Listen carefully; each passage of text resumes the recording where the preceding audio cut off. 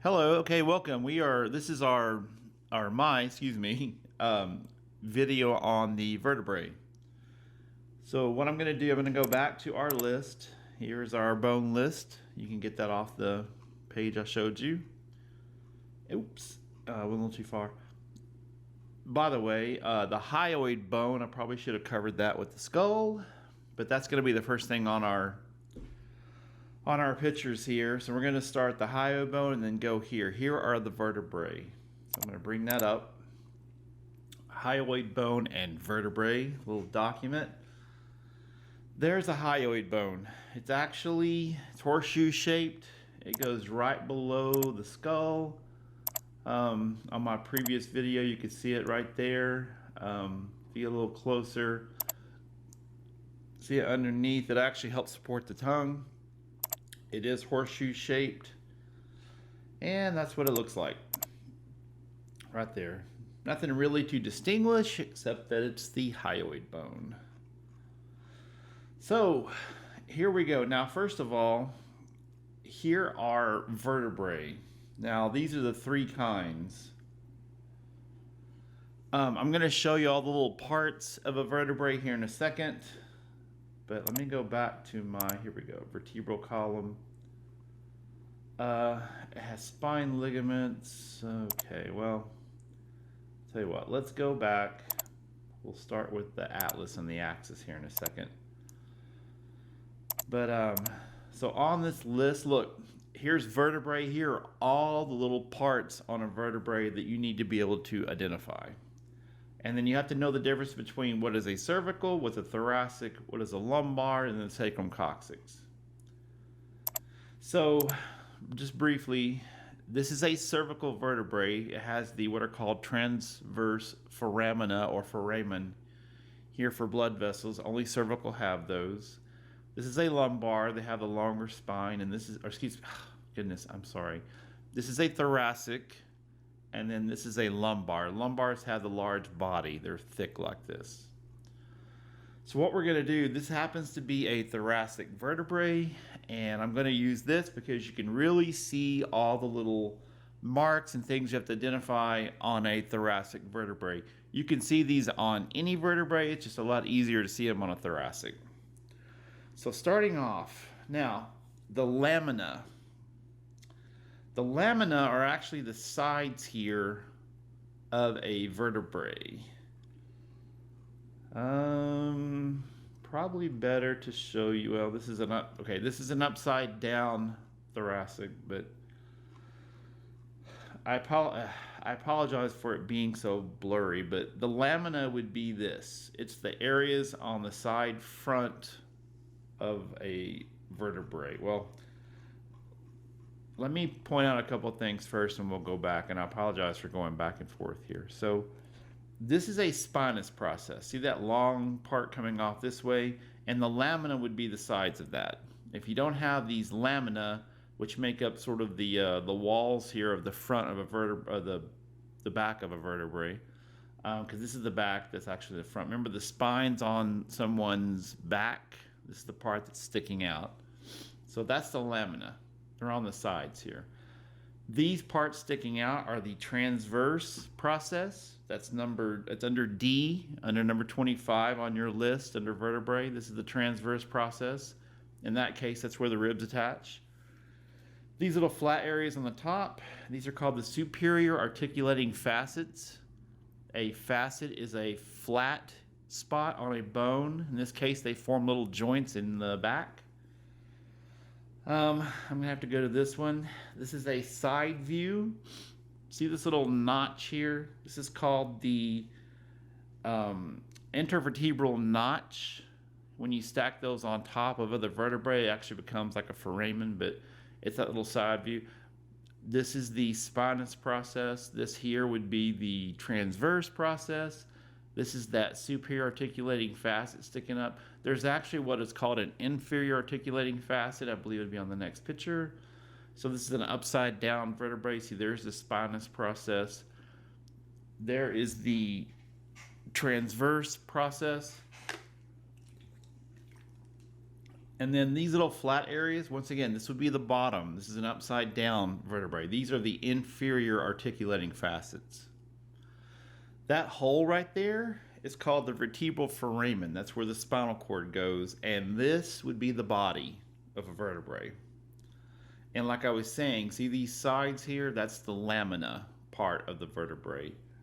The part that's called the pedicles, which is the second thing here under B, it's actually these little pieces here on the side of each, the side of the vertebral foramen. It would actually be that piece there.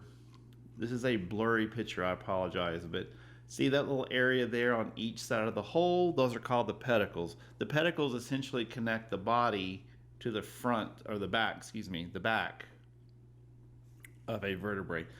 The body, this is actually anterior, because if you look at someone's back, the spine's on the back, that's this part here. So those are the pedicles. There's the transverse processes on that side. There's the spinous process. And that's about all of it. The only thing I don't have here a picture of is what is called an intervertebral disc. I will obviously not be asking you that, but if you look on the vertebral column, like here it's showing like this. If you get super close and see, here's the spine I was talking about. See and I can actually click and make this go up a little higher. There we go. Let me go back. Anyway, the intervertebral disc are those little, they're made of fibrocartilage. They're actually between the body of the vertebrae. And if you turn this around like that, here are the spines. See, there's the spinous process, there's the transverse process, and if you keep going up, if you get close enough, it'll allow me to go up here. See, these are all of the, I'm going to turn it that way. See the little openings? These are all cervical vertebrae. Here, there's 7 of them. If you go a little lower, watch this, it's going to let me keep going. It's 7, 12, and 5. There are 12 thoracic. Thoracic have the longer noses, the longer spine. And then towards the bottom, you see how the spine get a little, these get thicker. This is the body. The spine look like they get a little more, the nose gets a little shorter. Those are lumbar. Lumbar are big. They're towards the bottom of the back. That's to deal with quite a bit of tension. See, here's the fibrocartilage. There's the body. So let me click on here. So I'm looking at your list. This is number 26, and it's got the cervical vertebrae. Here is C1. See it? This is called the atlas, and the one underneath that's got this point called the dens that's sticking up, or the odontoid process, that is the axis. This is C1, that's C2. Those flat areas, the facets, which are the superior articulating facets, that's what sits on top. The skull sits on top of that.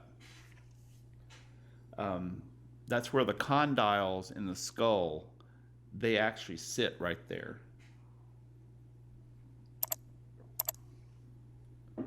So going back up,